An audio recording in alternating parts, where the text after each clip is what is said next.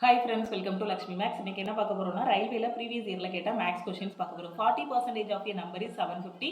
What is 60% of that number? ஒரு எண்ணின் 40% என்பது 750. அந்த எண்ணின் 60% என்னன்னு கேட்டிருக்காங்க. ஸோ என்ன சொல்லியிருக்காங்க? 40%னா 750. அப்போ 60%னா என்னன்னு கேட்டிருக்காங்க. இதுதான் இந்த கொஸ்டினுக்கான ஆன்சர். இதை ஃப்ரேம் பண்ணிட்டீங்கன்னா இந்த கொஸ்டினை ரொம்ப ஈஸியாக சால்வ் பண்ணிடலாம். ஒரு நம்பரோட 40% 750, அதோட 60% என்னன்னு கேட்டிருக்காங்க. ஸோ 40% ஈக்குவல் டு 750னா 60%க்கு என்னன்னு கண்டுபிடிங்க. ஸோ இதை எக்ஸ்ன்னு வச்சுட்டு கிராஸ் மல்டிப்ளை பண்ணுங்க. 40 into X is equal to 750 into 60. Okay, இங்கேயும் பர்சன்டேஜ் இருக்கும், இங்கேயும் பர்சன்டேஜ் இருக்கும். ஸோ கேன்சல் ஆகிரும், அப்படி எழுதிக்கலாம். இப்போ என்ன பண்ணலாம்? இந்த ஜீரோ கட் பண்ணிடலாம். வேற என்ன பண்ணலாம்? 2 தடவை போகும். ஸோ 3 2 6. ஸோ திருப்பி 1 2 3 2 6 7 2 14 375 இன்ட்டு 3 வரும். ஸோ 375 இன்ட்டு 3 ஆன்சர் என்ன வரும்? 375 இன்ட்டு 3 5 3 15 21 22 9 2 11 1125. இதுதான் இந்த கொஸ்டினுக்கான ஆன்சர். ஓகே, அடுத்த கொஸ்டின் போலாமா? ரொம்ப ரொம்ப ஈஸியான கொஸ்டின். எல்லாமே ரயில்வேல ப்ரீவியஸ் இயர்ல கேட்ட questions. The average weight of a truck and 4 cars is 48 kg, which is reduced by 1 kg if the weight of the truck is excluded. What is the weight of the truck? என்ன சொல்லியிருக்காங்கன்னு புரியுதா? ஒரு drug இருக்கு, ஒரு drug, அதுக்கப்புறம் 4 car இருக்கு, 4 car. அதோட சராசரி பார்த்தீங்க அப்படின்னா 48 கிலோ. ஒரு ட்ரக்கு 4 கார், இது எல்லாத்துக்கும் சராசரி எடுத்தீங்க அப்படின்னா 48 கிலோ வருது. ஒரு ட்ரக்கு 4 காரோட சராசரி 48னா அதோட கூட்டுத்தொகை என்ன வரும்? 48 இன்ட்டு 5ன்னு போடணுமா? ஏன்னா ட்ரக்கோட எண்ணிக்கை 1, காரோட எண்ணிக்கை 4. ஸோ டோட்டலாக 5 ஐட்டம் இருக்கு. ஸோ அதனால 48 இன்ட்டு 5ன்னு போடணும். மல்டிப்ளை பண்ண என்ன வரும்? 8 5 40, 240 கிடைக்கும். அப்போ ஒரு ட்ரக்கு 4 காரு, இதோட என்னது கூட்டுத்தொகை என்ன வரும்? 240. ட்ரக்கின் எடையை விளக்கினால், இப்போ இந்த குரூப்ல இருந்து ட்ரக்கோட வெயிட்டை ரெடியூஸ் பண்ணிடுறீங்க. அப்படி ரெடியூஸ் பண்ணும்போது ஆவரேஜ் வந்து 1 kg குறையுது, 1 கிலோ வந்து குறையுது அப்படின்னு சொல்றாங்க. இப்போ பாத்தீங்கன்னா இனிஷியலா ஒரு ட்ரக்கு பிளஸ் 4 காரோட ஆவரேஜ் 48 கிலோ இருந்துச்சு. இப்போ ட்ரக்கை ரிமூவ் பண்ணிட்டீங்கன்னா ஆவரேஜ் 1 கம்மியாகுமா? அதாவது அப்போ ஆவரேஜ் என்னவாகும்? 47ன்னு மாறும். ஓகேவா? அப்போ ஒரு ட்ரக்கை ரிமூவ் பண்ணிட்டா நமக்கு யார் இருப்பாங்க? 4 காரு. 4 காரோட ஆவரேஜ் 47னா 4 காரோட கூட்டுத்தொகை என்ன வரும்? 47 இன்ட்டு 4 7 4 28 16 2 18 188ன்னு கிடைக்கும். 4 காரோட கூட்டுத்தொகை என்னது? 188. புரியுதா? ஃபர்ஸ்ட் ஒரு ட்ரக்கு 4 காரோட கூட்டுத்தொகை 240 வந்துச்சு. இப்போ 4 காரோட கூட்டுத்தொகை என்னது? 188. இப்போ என்ன கேட்டிருக்காங்க? ட்ரக்கோட எடை என்னன்னு கேட்டிருக்காங்க. ஸோ இதை ஒரு ஈக்குவேஷன் வச்சுக்கோங்க, இதை ஒரு ஈக்குவேஷன் வச்சுக்கோங்க. ஸோ ஃபர்ஸ்ட் ஈக்குவேஷன்ல இருந்து செகண்ட் ஈக்குவேஷனை மைனஸ் பண்ணீங்கன்னா என்ன வரும்? இங்கேயும் 4c இருக்கு, இங்கேயும் 4c இருக்கு, கேன்சல் ஆகிருமா? ஸோ அப்போ ஒரு ட்ரக் ஈக்குவல் டு 10ல் 8 போனா 2. ஸோ திருப்பி இங்கே என்ன இருக்கும்? 13ல் 8 போனா 5, 52 கிலோ. அப்போ அந்த ட்ரக்கோட வெயிட் மட்டும் எவ்வளவு? 52 கிலோ. 52 கிலோங்கிறது ஆப்ஷன் பி. ஓகே, கிளியரா புரிஞ்சிருச்சா? அடுத்த கொஸ்டின் போலாமா? இந்த கொஸ்டின்ல பாருங்க. ஸோ இதுல ஒரு பை சார்ட் கொடுத்துருக்காங்க. அந்த பை சார்ட் என்னன்னா, a survey was conducted on 80 families to know about their favorite place to visit out of the 6 particular location. The same has been shown in the following pie chart. என்ன சொல்லியிருக்காங்கன்னா, ஒரு 80 family இருக்காங்க. ஓகேவா? So ஒரு 80 family கிட்ட ஒரு survey எடுத்திருக்காங்க. எடுக்கும்போது ஒவ்வொருத்தங்களும் ஒவ்வொரு இடத்துல வந்து எனக்கு விசிட் பண்ண பிடிக்கும். ஒருத்தங்க ஆக்ரா பிடிக்கும்னு இருக்காங்க, கொஞ்சம் பேர் சண்டிகர், சென்னை, ஷிம்லா, ஜெய்ப்பூர், மும்பைன்னு ஒவ்வொருத்தரும் ஒவ்வொரு மாதிரி சொல்லியிருக்காங்க. இப்போ என்ன கேட்டிருக்காங்கன்னா, what is the central angle for the families who showed interest for visiting Jaipur? Jaipur visit பண்ணக்கூடிய மக்கள் இருக்காங்க இல்லையா? ஸோ அவங்களோட அந்த சென்ட்ரல் ஆங்கிள் என்ன அப்படின்னு கேட்டிருக்காங்க. ஸோ நமக்கு ஃபர்ஸ்ட் இது ஆக்ரா, அடுத்து சண்டிகர், இது சென்னை, ஜெய்ப்பூருங்கிறது எது உங்களுக்கு? இதுதான் ஜெய்ப்பூர், அப்படிதானே? ஸோ இதை பார்த்துக்கோங்க. இங்க ஜெய்ப்பூர்ல என்ன சிம்பிள் கொடுத்துருக்காங்க? இந்த மாதிரி கட்டங்கட்டமா கொடுத்து உள்ள ஷேட் பண்ணிட்டு ஷேட் பண்ணாமலும் இருந்துச்சுன்னா அதுதான் ஜெய்ப்பூர். அப்போ ஜெய்ப்பூர் எத்தனை மக்களுக்கு பிடிச்சிருக்கு? 15% வந்து பிடிச்சிருக்கு. எனக்கு எத்தனை மக்களுக்கு பிடிச்சிருக்குங்கிறத டிகிரியில சொல்லணும், ஆங்கிள் சொல்லணும். ஓகேவா? ஸோ ஆங்கிள் எப்படி சொல்லலாம்? ஒரு வட்டம் இருக்கு அப்படின்னா அந்த வட்டத்தை டோட்டலா நம்ம எவ்வளவு பர்சன்டேஜ் எடுத்துக்கலாம் அப்படின்னு பாத்தீங்கன்னா 100% எடுத்துக்கலாம். டோட்டல்ங்கிறத நம்ம 100% எடுத்துக்கலாம்.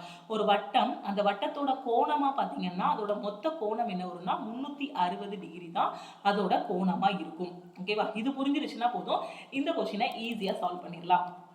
ஸோ இங்கே அதே கதை தான்.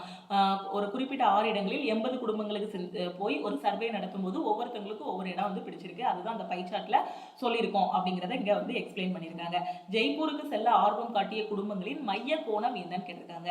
ஸோ ஜெய்ப்பூருக்கு போறவங்க, ஆர்வம் காட்டுறவங்க எத்தனை பேர், ஜெய்ப்பூருக்கு போறதுக்கு இன்ட்ரெஸ்டா இருக்கவங்க எத்தனை பேர், 15%. ஓகேவா? எத்தனை பேர், 15%. ஓகே. ஸோ நமக்கு என்ன தெரியும், 100%. வட்டம்ங்கிறது எவ்வளவு, டோட்டலா அந்த வட்டத்தோட பர்சன்டேஜ்ங்கிறது 100%.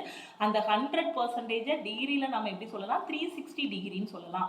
அப்ப இந்த வட்டம் ஃபுல்லா பாத்தீங்கன்னா 100%, அதோட கோணம் பாத்தீங்கன்னா 360 டிகிரி. 100% தான் 360 டிகிரி. ஓகேவா? நமக்கு எவ்வளவு இது வேணும், 15%க்கு என்னன்னு தெரியணும். அப்படிதானே? ஜெய்ப்பூருக்கு போறது கேட்டதுனால 15%. சப்போஸ் ஷிம்லாவுக்கு போறவங்க எத்தனை பேருனா 20%க்கு என்னன்னு கண்டுபிடிக்கணும். இப்போ ஜெய்ப்பூருக்கு கேட்டதுனால 100% தான் 360 இருந்துச்சுன்னா 15%க்கு என்னன்னு கண்டுபிடிங்க. இதுதான் இந்த கொஸ்டினுக்கான ஆன்சர். ஓகேவா? எப்பவுமே ஒரு வட்டத்தோட மைய கோணம் கேட்டாங்கன்னா அந்த பர்சன்டேஜ் வச்சு பார்க்கும்போது டோட்டலா அது 100%க்கு ஈக்குவலா இருக்கும். டிகிரி வச்சு பார்க்கும்போது 360 டிகிரிக்கு ஈக்குவலா இருக்கும். கரெக்டா பர்சன்டேஜ்க்கு நேரா பர்சன்டேஜ், டிகிரிக்கு நேரா டிகிரி போட்டீங்கன்னா ஈஸியா ஆன்சர் வந்துரும். இதை எக்ஸ்னு வச்சுக்கோங்க. கிராஸ் மல்டிப்ளை பண்ணீங்கன்னா 100% into x is equal to 360 degree into 15%. இங்க இருக்க பர்சன்டேஜ், இங்க இருக்க பர்சன்டேஜ் கேன்சல் ஆகிரும். இந்த 0 இந்த 0 உங்களுக்கு கட் ஆகிரும். திருப்பி என்ன வரும், 2 5 10, 3 5 15, 1 2 18 2 36. ஸோ ஆன்சர் என்ன வரும், எக்ஸோட வேல்யூ 18 3 54 டிகிரி. ஓகேவா? ஸோ அப்போ அந்த கோணம் எவ்வளவு, 54 டிகிரி. 54ங்கிறது ஆப்ஷன் சி. ஓகே. சப்போஸ் இந்த கொஸ்டின்ல சென்னைக்கு போற மக்களோட மைய கோணம் எத்தனைன்னு கேட்டாங்கன்னா அதே தான், அதே ஆன்சர் தான், அதே 15% கண்டுபிடிச்சா போதும். சப்போஸ் சண்டிகர் கேட்டாங்கன்னா 20%க்கு என்னன்னு கண்டுபிடிக்கணும். ஆக்ரா கேட்டாங்கன்னா 10%க்கு என்னன்னு கண்டுபிடிக்கணும். கிளியரா புரியுதா? அடுத்த கொஸ்டின் போயிடுவோமா? இந்த கொஸ்டின்ல பாருங்க, the ratio between the length and breadth of a rectangular board is 7:5. if the breadth is 20.5 cm, find the length. ஓகேவா? ரொம்ப ஈஸி. ரேஷியோல இந்த சம்ம முடிச்சு விட்டுறலாம். ஒரு செவ்வக பலகையின் நீளம் மற்றும் அகலத்திற்கு இடையே உள்ள விகிதம் 7:5. செவ்வக பலகை அதோட நீள அகலம். ஓகேவா? ஸோ நீளம் வந்து 7 பங்கு இருக்கு, அகலம் வந்து 5 பங்கு இருக்கு. ஓகேவா? அகலத்தோட அளவு பாத்தீங்கன்னா 20.5 சென்டிமீட்டர். ஸோ அகலம் எவ்வளவு இருக்கு, 20.5 சென்டிமீட்டர். ஸோ நமக்கு என்ன கேட்டிருக்காங்க, நீளம் என்னன்னு கேட்டிருக்காங்க. ஸோ அகலத்தை பங்குல பாத்தீங்கன்னா 5 பங்கு இருக்கு, அதோட வேல்யூ பாத்தீங்கன்னா 20.5 இருக்கு. அப்ப 5 பங்கு எதுக்கு ஈக்குவலா இருக்கும், 20.5க்கு ஈக்குவலா இருக்கும். இதுல இருந்து 1 பார்ட் கண்டுபிடிங்க. 1 பார்ட் என்ன வரும், 20.5 டிவைடட் பை 5 போடலாம். சோ 4 5 20, 1 5 5, 4.1 கிடைக்கும். நமக்கு என்ன கண்டுபிடிக்கணும், நீளம் தான் வேணும். நீளம் எத்தனை பங்கு, 7 பங்கு. ஒரு பங்கு 4.7னா 7 பங்கு என்ன வரும், 4.1 into 7. So 1 7 7, 4 7 28. So 28.7 centimetre. So 28.7ங்கிறது ஆப்ஷன் சி. ஓகே. அடுத்த கொஸ்டின் போயிடுமா? இந்த கொஸ்டின்ல என்ன சொல்லிருக்காங்க, the value of 256 the whole power 0.16 into 256 the whole power 0.09 ன்னு சொல்லிருக்காங்க. இது எப்படி எழுதலாம், 256. இது என்ன ஃபார்மட்ல இருக்கு, a power m into a power n இருக்கு. இந்த மாதிரி அடிமானங்கள் சமமா இருக்கும்போது நம்ம அடுக்குகளை கூட்டணும். a power m plus n ன்னு எழுதலாம். அப்ப 256 the whole power 0.16 plus 0.09 ன்னு எழுதலாம். இது எப்படி எழுதலாம், 256 the whole power 0.16 0.09 ஆட் பண்ண என்ன வரும், 0.25 வரும். அவ்வளவுதானே? 16 9 25, 2 டிஜிட் தள்ளி புள்ளி வைக்க போறீங்க. சோ ஆட் பண்ணுங்க. 9 6 15, 1 1 2, 0.25 வரும். 0.25 நாம எப்படி எழுதலாம், கால்னு எழுதலாம். 256 the whole power 1/4. சோ காலும் 0.25 ஒன்னு தானே. சோ கால்னு எழுதிட்டேன். 256 எப்படி எழுதலாம், 4 பவர் 4ன்னு எழுதலாம். அப்படிதானே? 256க்கு டானா வகுத்தல் போடுங்க. 6 நாள் 24, 4 நாள் 16. So 64ங்கிறது 4 cube. சோ 4 தடவை போகும். அப்படிதானே? 16 நாள் 64. சோ 4 நாள் 16. புரியுதா? 256க்கு டானா வகுத்தல் போட்டா 4 பவர் 4ன்னு வரும். அப்போ இதை 4 பவர் 4ன்னு எழுதிட்டு the whole power 1/4ன்னு எழுதிடலாம். இந்த 4 கேன்சல் ஆகிரும். ஸோ 4 பவர் 1, ஆன்சர் என்னது 4. இந்த கொஸ்டினுக்கான ஆன்சர் என்ன, ஆப்ஷன் சி. ஓகே. கிளியரா புரியுதா? அடுத்த கொஸ்டின் போலாமா? இந்த கொஸ்டின்ல பாருங்க, the race track in a sport complex is 800 meter in circumference. Ravi and his wife start from the same point and walk in opposite direction at 3 km/h, 2 km/h respectively. They will meet for the first time. ஓகேவா? ஒரு விளையாட்டு வளாகத்தில் உள்ள race track, ஒரு race track இருக்கு. அதோட சுற்றளவு பாத்தீங்க அப்படின்னா, அது வட்ட வடிவத்தில் இருக்கு. அதோட சுற்றளவு பாத்தீங்க அப்படின்னா 800 மீட்டர். ஓகேவா? ரவியும் அவரது மனைவியும் ஒரே புள்ளியில் இருந்து தொடங்கி 3 km/h மற்றும் அதோட சுற்றளவு அது என்ன வடிவத்தில் இருக்கு நான் அவங்க சொல்லலை. நீங்கள் வட்டமாகவும் எடுத்துக்கோங்க, சதுரமாகவும் எடுத்துக்கோங்க, எப்படி சுற்றி அளந்து பார்த்தாலும் அதோட அளவு வந்து 800 மீட்டர் தான். ஓகேவா? ரவியும் அவங்க ஒய்ஃபும் ஒவ்வொரு டைரக்ஷனில் ஓடுறாங்க. நீங்கள் சதுரமாக எடுத்தீங்கன்னா ரவி இந்த பக்கம் ஓட ஆரம்பிக்கிறாருன்னா அவங்க ஒய்ஃபு இந்த பக்கமாக ஓட ஆரம்பிப்பாங்க. எப்படியுமே ரெண்டு பேரும் ஏதோ ஒரு இடத்துல என்ன பண்ணுவாங்க, மீட் பண்ணுவாங்க. ஓகேவா? ரெண்டு பேருமே ஆப்போசிட் டைரக்ஷனில் ஓடிட்டு இருக்காங்க. ஒருத்தங்க 3 கிலோமீட்டர் பெர் அவர் மணி வேகத்திலையும், இன்னொருத்தங்க பார்த்தீங்கன்னா 2 கிலோமீட்டர் பெர் அவர் வேகத்திலையும் ஓடிட்டு இருக்காங்க. ஓகேவா? ஸோ எதிரெதிர் திசையில் போகிறாங்க. ரெண்டு பேருமே எப்போ ஃபர்ஸ்ட் டைம் மீட் பண்ணுவாங்க அப்படிங்கிறது தான் அந்த கொஸ்டின்ல வந்து கேட்டிருக்காங்க. எப்படி சால்வ் பண்ணலாம் இதை? ஸோ நமக்கு என்ன கொடுத்துருக்காங்க, டோட்டல் டிஸ்டன்ஸ் தெரியும் அப்படிதானே, அது என்ன வடிவமானாலும் இருக்கட்டும், டோட்டலாக அதோட சுற்றளவு கொடுத்துட்டாங்க. சுற்றளவுங்கிறது அது வட்ட வடிவத்தில் இருந்தால் அதை சுற்றி அளந்து பார்த்தா 800 மீட்டர், சதுர வடிவத்தில் இருந்தாலும் அதை சுற்றி அளந்து பார்த்தீங்கன்னா 800 மீட்டர் தான் வரப்போகுது. ஓகேவா? அப்போ டோட்டல் டிஸ்டன்ஸ் எனக்கு தெரிஞ்சிருச்சு 800 மீட்டர். ஓகேவா?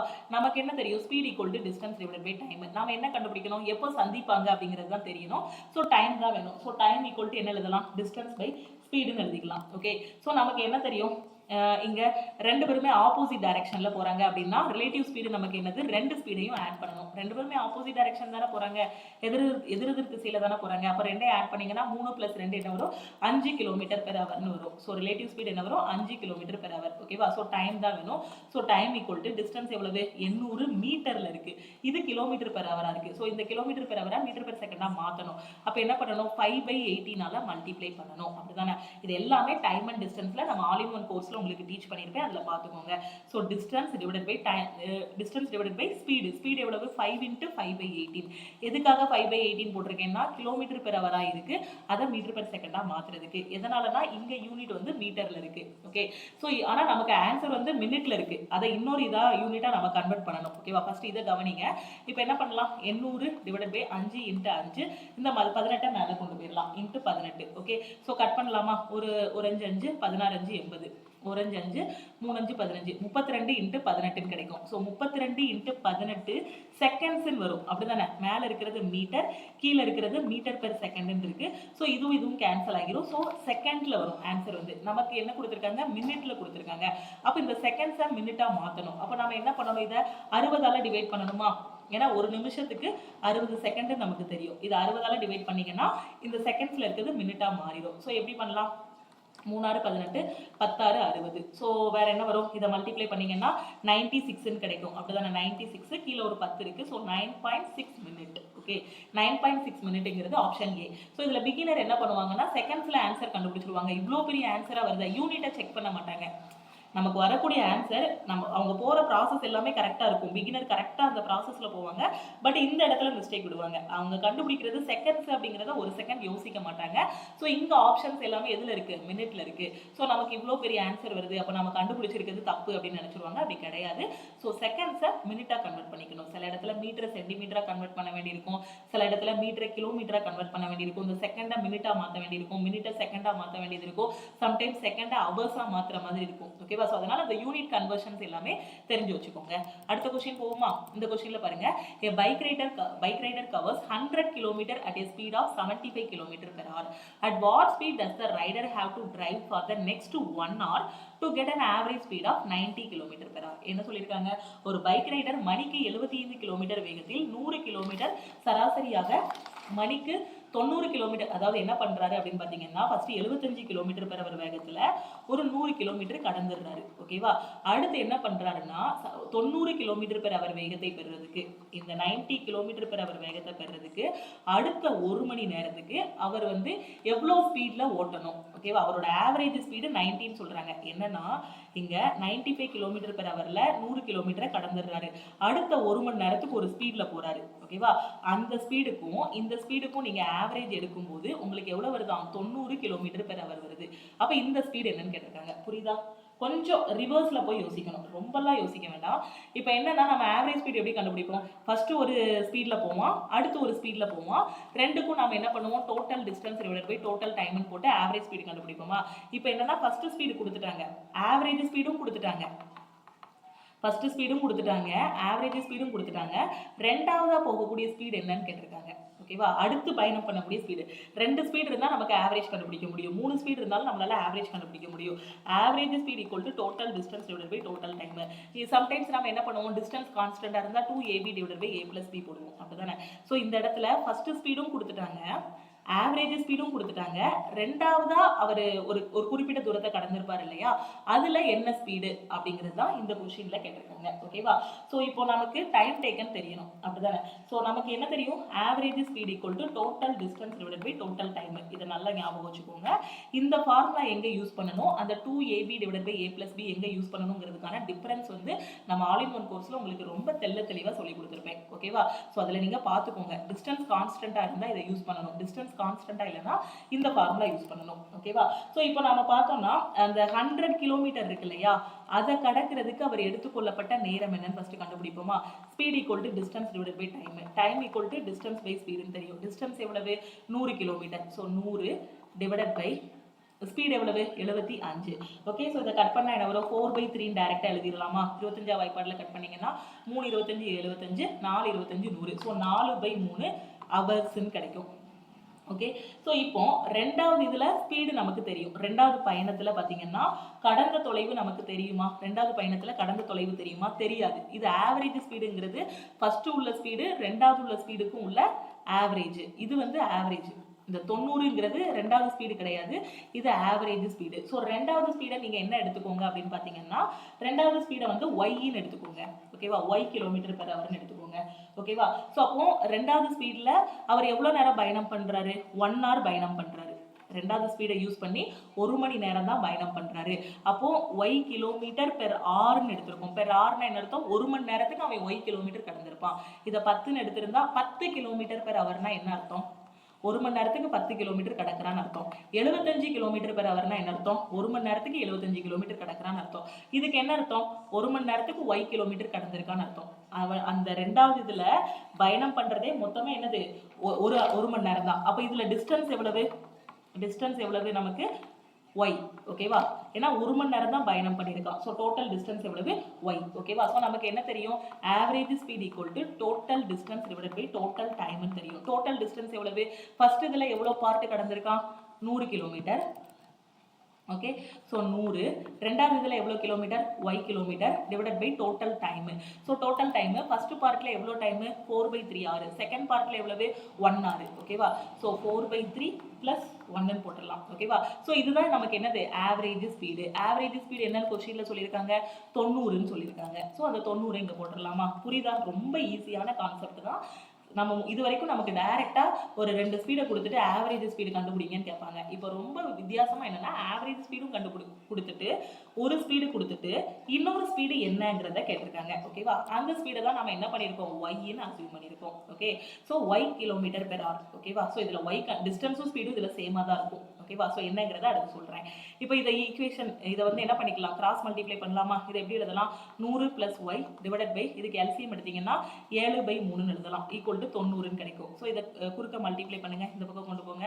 y equal to 90 into, so இது அப்படியே போயிடும், 7/3ன்னு போயிடும். அப்படிதானே? ஸோ 7/3 இங்கே என்ன இருக்கும்? 100 + ஒய்யா? ஸோ 100 + போட்டுக்கோங்க. 1 3 3 3 3 9. ஒய்யோட வேல்யூ என்ன வரும்? 210 - 100ன்னு கிடைக்குமா? +100 அந்த பக்கம் போச்சுன்னா -100.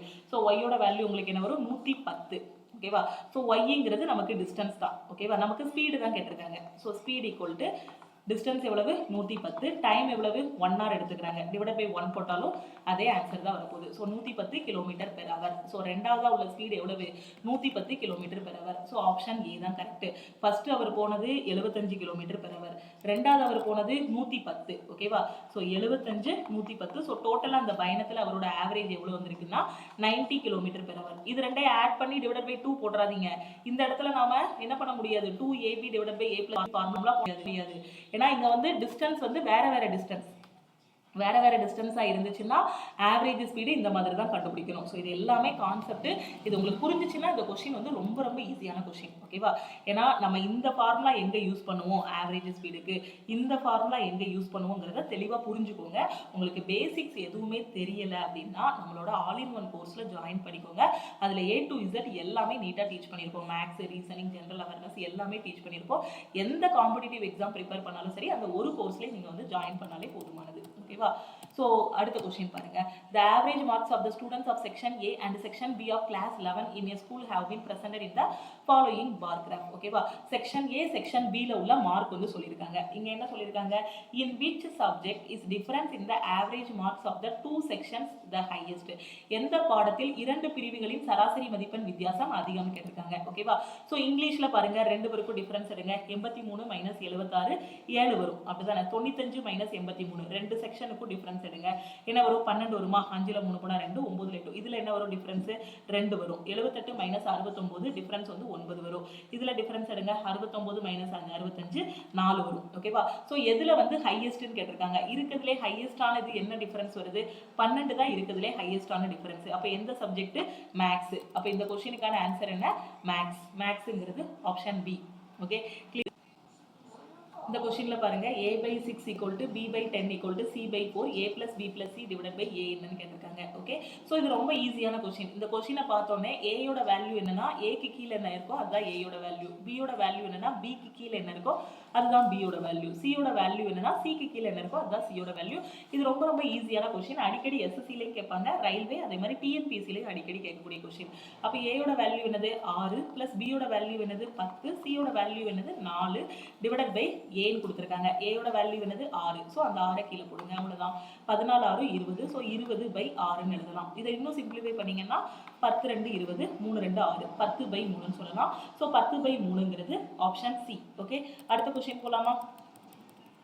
இந்த கொஸ்டின்ல பாருங்க, the simple interest on a sum is 7/8 of the principal for 5 years. What is the rate of interest per annum? ஒரு தொகையின் தனி வட்டி 5 ஆண்டுகளுக்கு அசலில் 7/8 ஆகும். ஆண்டுக்கான வட்டி விகிதம் என்னன்னு கேட்டிருக்காங்க. பீன்னு ஒரு அமௌண்ட் பேங்க்ல போட்டீங்கன்னா 5 வருஷத்துக்கு அப்புறமா உங்களுக்கு என்ன கிடைக்குமா, உங்களுக்கு கிடைக்கக்கூடிய வட்டி எவ்வளவு அப்படின்னு பாத்தீங்கன்னா 7/8 பீன்னு தனி வட்டி கிடைக்கும். அப்ப ரேட் ஆஃப் இன்ட்ரெஸ்ட் என்ன அப்படிங்கறத கேட்டிருக்காங்க. ஸோ PNR டிவைடட் பை 100 இதுதான் என்னது தனி வட்டிக்கான ஃபார்முலா. ஸோ தனி வட்டி எவ்வளவு, 7/8 பி கிடைக்கும். So 7/8 P. அசல் எவ்வளவு போட்டிருக்கீங்க, பி தான் போட்டிருக்கீங்க. நம்பர் ஆஃப் இயர்ஸ் எத்தனை, 5. ரேட் ஆஃப் இன்ட்ரெஸ்ட் கண்டுபிடிக்கணும். So R divided by 100. இந்த பி இந்த பி கேன்சல் பண்ணிடலாமா. ஒரு 5 5 25 100, 2 4 8 5 4 20. ஓகே, ஸோ நாம என்ன பண்ணலாம், இந்த நம்பர் இந்த பக்கம் கொண்டு போயிருங்க, ஆர் மட்டும் இங்க இருக்கட்டும். ஆர் ஈக்குவல் டு 7 × 5 வரும். 7 × 5 என்னது 35 டிவைடட் பை 2. இதுக்கான ஆன்சர் என்ன வரும், 17.5. ஓகேவா, ஸோ அப்போ ரேட் ஆஃப் இன்ட்ரெஸ்ட் எவ்வளவு, 17.5%. ஸோ 17.5%ங்கிறது ஆப்ஷன் பி. ஓகே, ஸோ இது எல்லாமே ரயில்வேல கேட்ட கொஸ்டின்ஸ். இன்னும் நிறைய கொஸ்டின்ஸ் இருக்கு. ஸோ ரிமைனிங் இருக்கக்கூடிய கொஸ்டின்ஸ் எல்லாத்தையும் நம்ம அடுத்தடுத்த கிளாஸ்ல பார்க்கலாம். இந்த வீடியோ உங்களுக்கு பிடிச்சிருந்தா லைக் பண்ணுங்க. உங்களுக்கு டவுட்ஸ் இருக்கு அப்படின்னா கமெண்ட் பண்ணுங்க. உங்க ஃப்ரெண்ட்ஸ் எக்ஸாம்க்கு ப்ரிப்பேர் பண்றாங்கன்னா அவங்களுக்கும் இந்த வீடியோவை ஷேர் பண்ணுங்க. நீங்க இன்னும் லக்ஷ்மி மேக்ஸ் ஆப்பை டவுன்லோட் பண்ணல அப்படின்னா பிளே ஸ்டோர்ல போய் லக்ஷ்மி மேக்ஸ் ஆப்பை டவுன்லோட் பண்ணிக்கோங்க. நீங்க எந்த ஒரு காம்படிட்டிவ் எக்ஸாமும் ஃபர்ஸ்ட் அட்டெம்ப்ட்ல கிளியர் பண்றதுக்கு நம்ம ஆப்ல ஆல் இன் ஒன் கோர்ஸ் அவைலபிளா இருக்கு. ஸோ அந்த ஆல் இன் ஒன் கோர்ஸ்ல ஜாயின் பண்ணிக்கோங்க. நீங்க எந்த எக்ஸாம் ப்ரிப்பேர் பண்ணாலும் சரி, எஸ்எஸ்சி ப்ரிப்பேர் பண்ணாலும் சரி, ரயில்வே ப்ரிப்பேர் பண்ணாலும் சரி, இல்லை டிஎன்பிஎஸ்சி ப்ரிப்பேர் பண்ணாலும் சரி, டிஎன்பிஎஸ்சி குரூப் 2க்கான குரூப் 2A இருக்கு இல்லையா, ஸோ அதுக்கான மேக்ஸ் அண்ட் ரீசனிங் கிளாஸஸ் எல்லாமே நம்ம ஆப்ல அவைலபிளா இருக்கும். So railway, SSC, bank, TNPSC ஒரே ஒரு கோர்ஸ் தான். இந்த எல்லா எக்ஸாமுமே உங்களால ஃபர்ஸ்ட் அட்டெம்ப்ட்ல கிளியர் பண்ண முடியும். ரயில்வேல பாத்தீங்கன்னா ஜூலைல என்டிபிசிக்கான நோட்டிபிகேஷன் ரிலீஸ் பண்ண போறாங்க. நீங்க இன்னும் உங்களோட ப்ரிப்பரேஷன் ஸ்டார்ட் பண்ணல அப்படின்னா குயிக்கா ப்ரிப்பரேஷன் ஸ்டார்ட் பண்ணுங்க. எங்க உங்களோட ப்ரிப்பரேஷன் ஸ்டார்ட் பண்ணணும்னு தெரியல அப்படின்னா நம்ம ஆப்ல இருக்க ஆல் இன் ஒன் கோர்ஸ்ல ஜாயின் பண்ணிக்கோங்க. ஓகேவா, ஸோ இதுல எப்படி ஜாயின் பண்ணணும்னா பிளே ஸ்டோர்ல போய் நம்மளோட லக்ஷ்மி மேக்ஸ் ஆப்பை டவுன்லோட் பண்ணிக்கோங்க. டவுன்லோட் பண்ணிட்டு உங்களோட மொபைல் நம்பர் என்டர் பண்ணுங்க. மொபைல் நம்பர் என்டர் பண்ணதுக்கு அப்புறம் அதுக்கு ஒரு ஓடிபி வரும். அதை வச்சு நீங்க லாகின் பண்ணிக்கலாம். ஓகேவா, ஸோ ஃபர்ஸ்ட் ஸ்டெப் நீங்க நம்ம ஆப்ல ஜாயின் பண்ண போறீங்கன்னா ரிஜிஸ்டர் மட்டும் பண்ணி வைங்க. பண்ணி வச்சுட்டு நம்ம டீமோட வாட்ஸ்அப் நம்பர் என்னன்னா 9043379345. ஓகே, 7806854288. இந்த ரெண்டு நம்பர்ல எந்த நம்பருக்குனாலும் நீங்க ஆல் இன் ஒன் கோர்ஸ்ல ஜாயின் பண்ண போறீங்கன்னா I want to join all in one கோர்ஸ்னு ஒரு ரிப்ளை கொடுங்க. ஓகேவா, ஸோ ஒரு மெசேஜ் அனுப்புனீங்க அப்படின்னா டீம்ல இருந்து கான்டாக்ட் பண்ணிட்டு எப்படி ஜாயின் பண்ணணும் அப்படிங்கிறதுக்கான இன்ஃபர்மேஷன் எல்லாமே சொல்லுவாங்க. ஸோ நீங்க ஒரு டைம் பே பண்ணிட்டீங்க அப்படின்னா உங்களுக்கு லைஃப் டைம் வேலிடிட்டி இருக்கும். ஓகேவா, ஸோ ஒரே ஒரு டைம் தான் ஃபீஸ் பே பண்ண போறீங்க. லைஃப் டைம் அக்சஸ் இருக்கும். நீங்க திடீர்னு இப்போ பாத்தீங்கன்னா ரயில்வே படிக்கிறீங்க, குரூப் டி கிளியர் பண்ணிட்டீங்க. குரூப் டி கிளியர் பண்ணி போஸ்டிங் வாங்கிட்டீங்க, அடுத்து என்டிபிசி படிக்கணும்னு நினைக்கிறீங்க, அந்த டைமும் நம்மளோட ஆல் இன் ஒன் கோர்ஸில் இருந்தீங்க அப்படின்னா அப்போ இருக்க கிளாஸஸை நீங்கள் பார்த்துக்கலாம். ஓகேவா? என்டிபிசிக்கான கிளாஸஸ் எல்லாமே பார்த்துக்கலாம். ஒரு டைம் நீங்கள் பே பண்ணிட்டீங்க அப்படின்னா உங்களுக்கு லைஃப் டைம் வேலிடிட்டி இருக்கும். ஸோ இந்த கிளாஸில் ஜாயின் பண்ணுறதுக்கு ஏதாவது டவுட் இருக்குது, இந்த கிளாஸில் எப்படி ஜாயின் பண்ணணும்னு தெரியலனா இந்த நம்பருக்கு நீங்கள் வாட்ஸ்அப் பண்ணி கேட்டுக்கலாம். ஓகேவா? ஃபர்ஸ்ட் ஸ்டெப் என்னன்னா, ப்ளே ஸ்டோரில் போயோ இல்லை இந்த வீடியோக்கு கீழே இருக்கக்கூடிய டிஸ்கிரிப்ஷனில் நம்ம ஆப்போட லிங்க் வந்து கொடுத்துருப்பேன். அதை கிளிக் பண்ணிட்டு லக்ஷ்மி மேக்ஸ் ஆப்பை டவுன்லோட் பண்ணுங்க. டவுன்லோட் பண்ணதுக்கப்புறம் மொபைல் நம்பர் மட்டும் என்டர் பண்ணுங்க. என்ட்ரு பண்ணதுக்கப்புறம் பார்த்தீங்க அப்படின்னா நம்ம டீமோட வாட்ஸ்அப் நம்பர் இதுதான். இந்த நம்பரை சேவ் பண்ணி வச்சுக்கோங்க, இல்லை இது ஒரு ஸ்க்ரீன்ஷாட்னாலும் எடுத்து வச்சுக்கோங்க. ஸோ இதுக்கு ஒரே ஒரு message, I want to join all in one கோர்ஸ்னு ஒரு மெசேஜ் அனுப்புனீங்க அப்படின்னா டீம்ல இருந்து காண்டாக்ட் பண்ணிட்டு எப்படி ஜாயின் பண்ணணுங்கிறத சொல்லுவாங்க. இது போகையும் ஆல் இன் ஒன் கோர்ஸோட டீடைல்ஸ் எல்லாம் வேணும்னா இதுக்கு முன்னாடி உள்ள வீடியோஸ்ல நான் ஃபுல் அண்ட் ஃபுல் உங்களுக்கு எக்ஸ்பிளைன் பண்ணியிருப்பேன். ஸோ அதில் ஆல் இன் ஒன் கோர்ஸ்ல என்னெல்லாம் இருக்கு அப்படிங்கிறத பார்த்துக்கோங்க. வேற எதுவுமே நீங்க எக்ஸ்ட்ரா படிக்க வேண்டாம். ஒரு கவர்மெண்ட் எக்ஸாம் நீங்க கிளியர் பண்ணணும், எஸ்எஸ்சியா இருக்கட்டும், ரயில்வேயா இருக்கட்டும், டிஎன்பிஎஸ்சியா இருக்கட்டும், ஏதாவது ஒரு எக்ஸாம் கிளியர் பண்ணணும்னா வேற எதுவுமே எக்ஸ்ட்ரா படிக்க வேண்டாம். நம்ம ஆல் இன் ஒன் கோர்ஸ்ல என்னென்ன மெட்டீரியல்ஸ் ப்ரொவைட் பண்ணியிருக்கோமோ அது பிளஸ் அதில் இருக்கக்கூடிய கிளாஸஸ், அதில் இருக்கக்கூடிய டெஸ்ட், இது மட்டும் நீங்க அட்டென்ட் பண்ணாலே போதுமானது. ஓகே? ஸோ திருப்பியும் நாம இன்னொரு கிளாஸ்ல மீட் பண்ணலாம். நீங்க இன்னும் நம்ம டெலிகிராம் குரூப், டெலிகிராம் சேனல்ல ஜாயின் பண்ணல அப்படின்னா டெலிகிராம் குரூப் அண்ட் சேனல்லையும் ஜாயின் பண்ணிக்கோங்க. தேங்க்யூ.